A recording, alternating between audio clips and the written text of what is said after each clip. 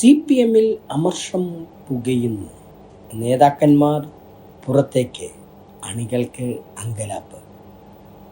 CPM-ന്റെ കേരള ഘടകത്തിൽ അമർഷം പുകയുന്നതായാണ് പുറത്തുവരുന്ന റിപ്പോർട്ടുകൾ. KTDC ചെയർമാനായിരുന്ന P. ശശിയുടെ നേതൃത്വത്തിൽ പാലക്കാട് CPM-നെ വെല്ലുവിളിച്ചുകൊണ്ട് പുതിയ ഒരു ഇടത് സംഘടന രൂപീകരിക്കുകയും P. ശശിയും VS അച്യുതാനന്ദൻ്റെ മുൻ പേഴ്സണൽ സെക്രട്ടറിയായിരുന്ന സുരേഷും UDFൻ്റെ സഹായത്തോടുകൂടി പാലക്കാട് ഇലക്ഷനിൽ മത്സരിക്കുമെന്നാണ് അറിയാൻ കഴിയുന്നത്. P. ശശിയുടെ നേതൃത്വത്തിൽ ഇന്ന് വലിയ ഒരു കൺവെൻഷൻ പാലക്കാട് നടക്കുകയുണ്ടായി.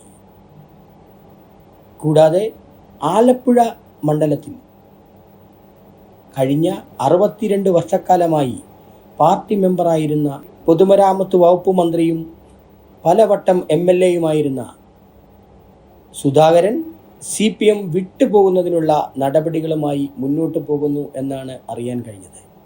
62 വർഷമായുള്ള തൻ്റെ CPM-ന്റെ മെമ്പർഷിപ്പ് പുതുക്കുന്നില്ലെന്നും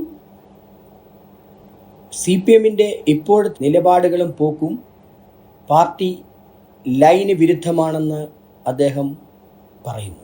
CPM പാലക്കാട് ജില്ലാ സെക്രട്ടറിയും സംസ്ഥാന സെക്രട്ടറിയും മദ്യമാഫിയയുടെ പിടിയിൽ മുറുകിയിരിക്കുകയാണെന്നാണ് P. ശശി കൺവെൻഷനിൽ പറഞ്ഞത്. CPM-ന്റെ മുതിർന്ന നേതാവും കഴിഞ്ഞ ടൈമിൽ CPM-ന്റെ സംസ്ഥാന സെക്രട്ടറിയുമായിരുന്ന ഇപ്പോഴത്തെ പൊളിറ്റിക് ബ്യൂറോ മെമ്പറുമായ വിജയരാഘവൻ്റെ ഭാര്യ ബിന്ദുവിന് കഴിഞ്ഞ വർഷം സീറ്റ് നൽകുകയും ഉന്നത വിദ്യാഭ്യാസ വകുപ്പ് മന്ത്രിയാക്കുകയും ചെയ്തു. അതേ മാതൃകയിൽ ഇപ്പോഴത്തെ സംസ്ഥാന സെക്രട്ടറിയായ ഗോവിന്ദൻ മാസ്റ്ററുടെ ഭാര്യയ്ക്ക് സീറ്റ് നൽകാനുള്ള കാര്യങ്ങളാണ് കണ്ണൂരിൽ നടന്നു വരുന്നത്.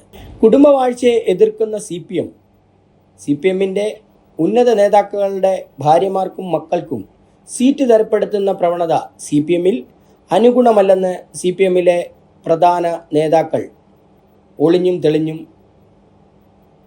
പരസ്യമാക്കുന്ന കാഴ്ചയാണ് നാം കണ്ടുവരുന്നത്. കൂടാതെ തിരുവനന്തപുരത്തെ മുതിർന്ന പല നേതാക്കളും നിൽക്കെ A. റഹീമിനെ ജില്ലാ സെക്രട്ടറി ആക്കുന്നതിലും അസ്വാരസ്യങ്ങൾ പുകയുന്നു. ഇലക്ഷനുമായി ബന്ധപ്പെട്ട് CPM-ലെ നേതാക്കൾക്കിടയിൽ ഉണ്ടായിരിക്കുന്ന അസ്വാരസ്യങ്ങൾ അണികൾക്കിടയിലേക്കും വ്യാപിക്കുമോ എന്നാണ് UDFും BJPയും കാത്തിരിക്കുന്നത്. CPM-ന്റെ സംസ്ഥാന എക്സിക്യൂട്ടീവ് അംഗങ്ങളായിട്ടുള്ള M. സുരാജ്, PK ബിജു, നിലവിലെ സ്പീക്കർ M. ഷംസീർ തുടങ്ങിയ യുവ നേതാക്കൾക്കും സീറ്റ് നൽകുന്നില്ല എന്ന ആക്ഷേപവും CPM-ൽ ഉയർന്നു കേൾക്കുന്നു. CPM-ലെ മുതിർന്ന നേതാവും കഴിഞ്ഞ ആരോഗ്യവകുപ്പ് മന്ത്രിയുമായിരുന്ന PK ശൈലജയെ KPCC പ്രസിഡന്റിന്റെ മണ്ഡലത്തിലേക്ക് വിടുകയും മനഃപൂർവ്വം ശൈലജയെ തോൽപ്പിക്കാനുള്ള പ്രവർത്തനങ്ങളാണ് CPM-ൽ ഒരുങ്ങുന്നതെന്നും ആക്ഷേപം ഉയരുന്നു.